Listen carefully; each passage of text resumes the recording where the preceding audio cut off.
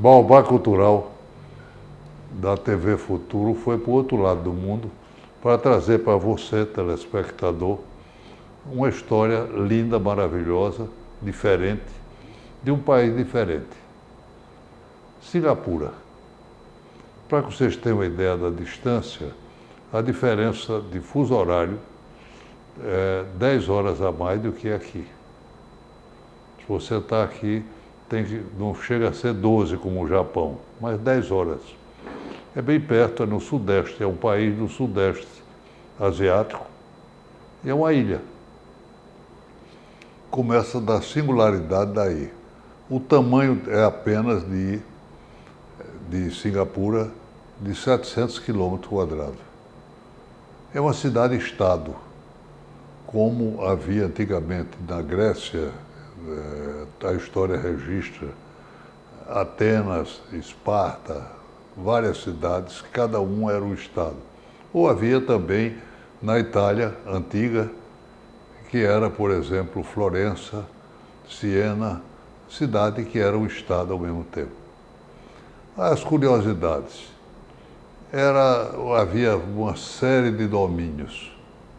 Outros povos da Malásia, que fazia parte da Malásia, dominaram essa região. E era pobre. Pobre e triste. Mas o que aconteceu?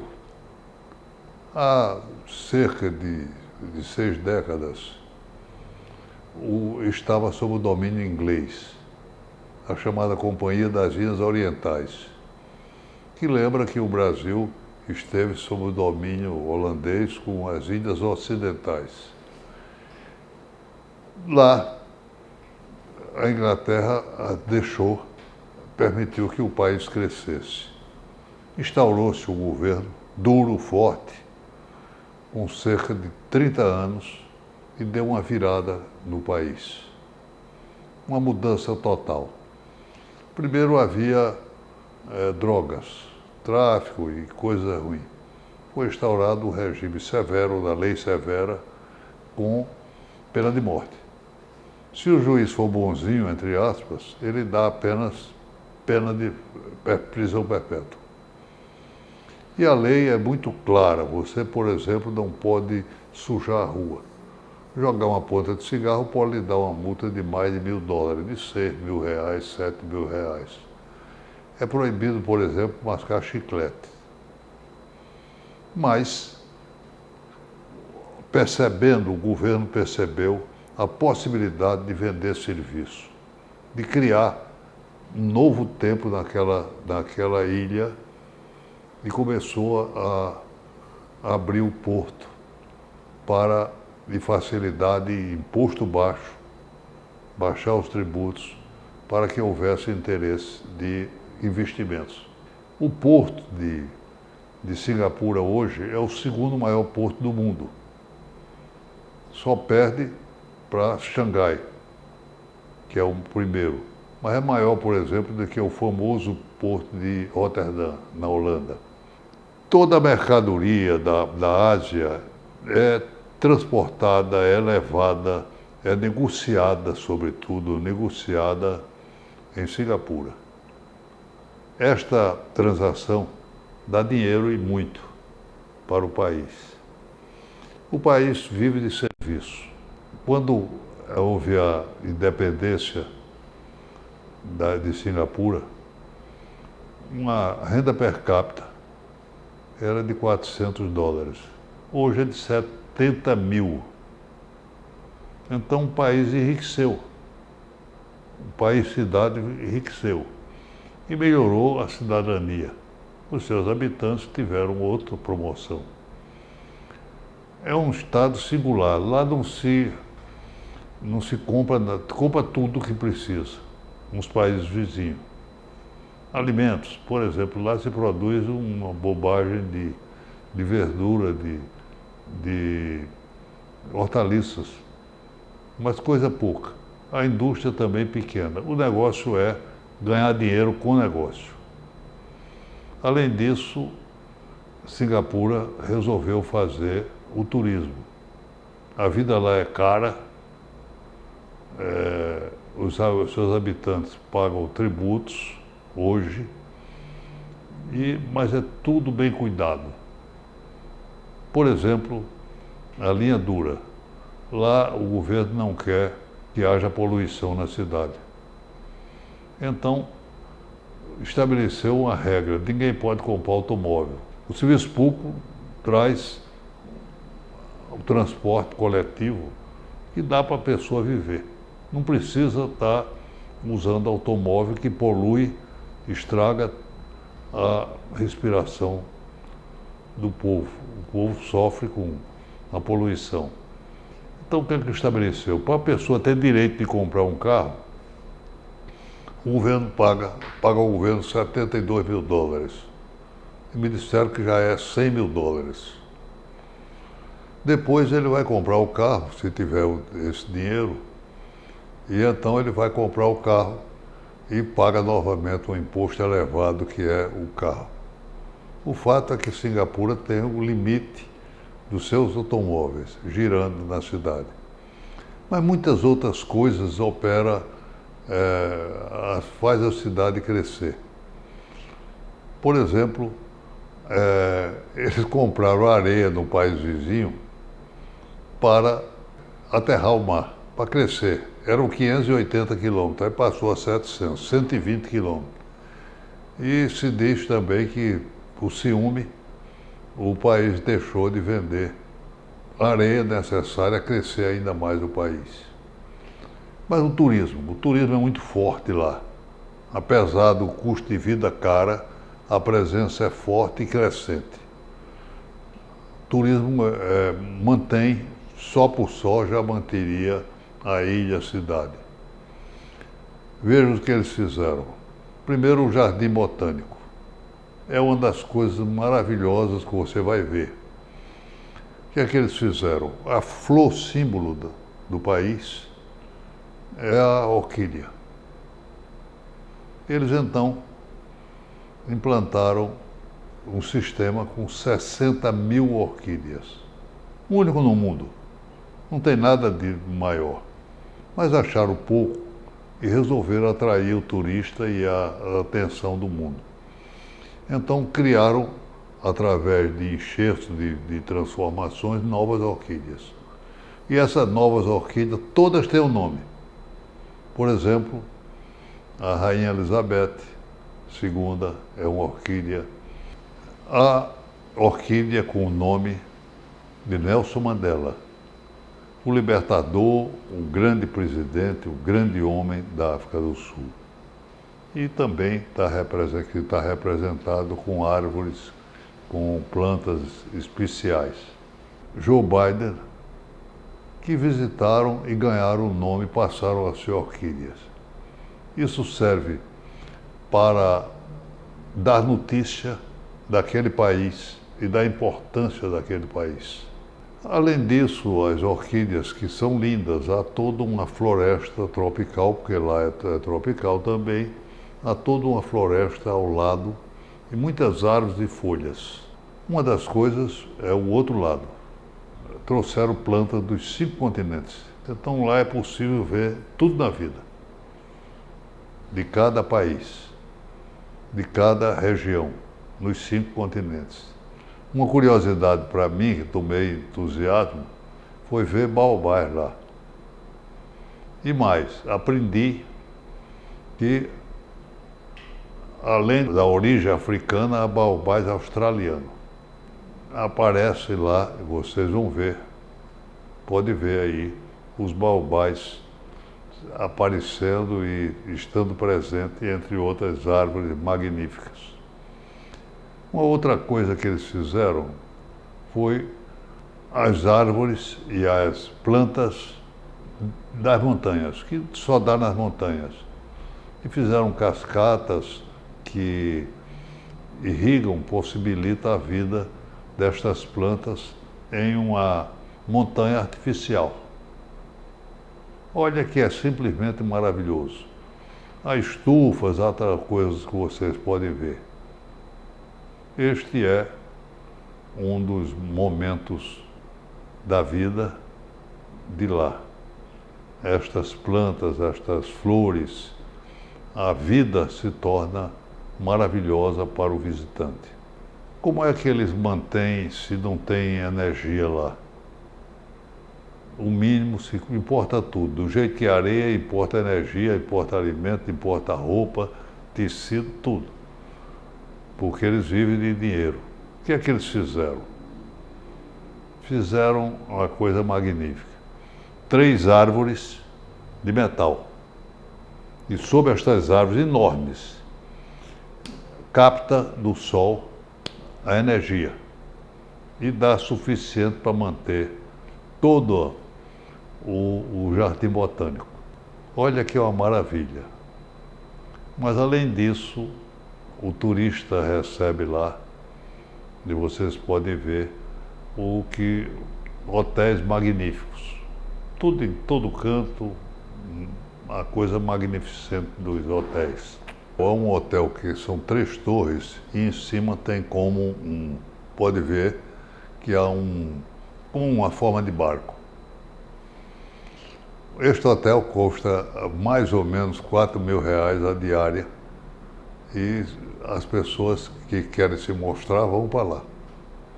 Mas quem não quer, fica num hotel, como eu fiquei, isolado, menor, e vai para lá e tem todos os privilégios que tem o hóspede. Quais são os privilégios básicos? Primeiro, ver a cidade, ver do alto a coisa magnífica, uma visão da represa de água doce. É a maravilha da cidade se desenvolvendo. O próprio jardim. Mas essas árvores, eles fazem 2 shows. Um do lado da região das águas isoladas e um com essas árvores. Fantástico. Vocês vão ver que coisa magnífica é esta apresentação. É um show com as árvores iluminadas e, ao mesmo tempo, um movimento das luzes, um movimento todo até em cima e, mais ainda, cantores e músicas magníficas, de toda parte, não apenas da região. Porque lá se fala 4 línguas básicas, línguas oficiais. Inglês, mandarim, que é a língua da China, hindi, que é a língua da hindu, e malaio, que é o vizinho, onde participou da Malásia, ao lado, e era parte da Malásia.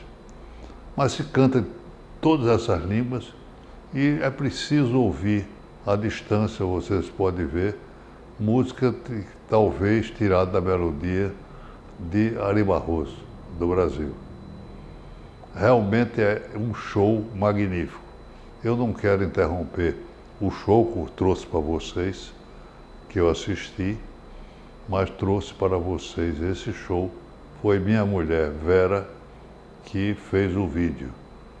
E eu trago isso aqui para mostrar.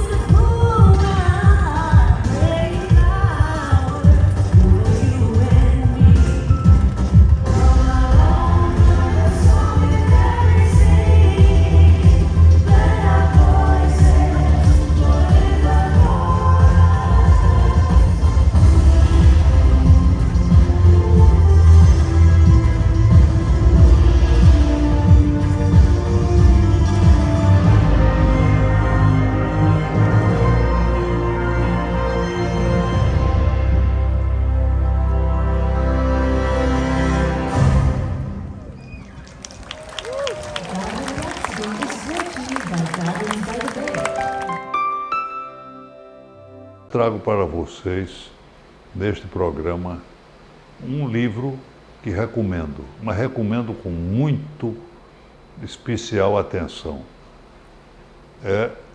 O livro se chama Sol de Quase Janeiro.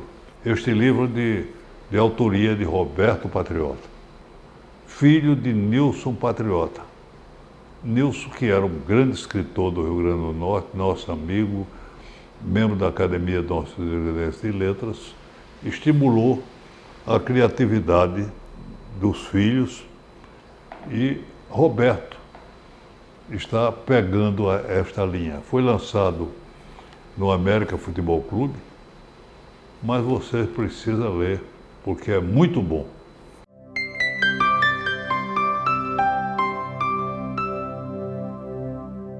Nilson tinha uma frase que é definitiva e serve a todos nós. Isso a mim me serviu muito. Ele repetia sempre: observe bem cada acontecimento, porque, por pior que ele seja, sempre pode ser aproveitado alguma coisa.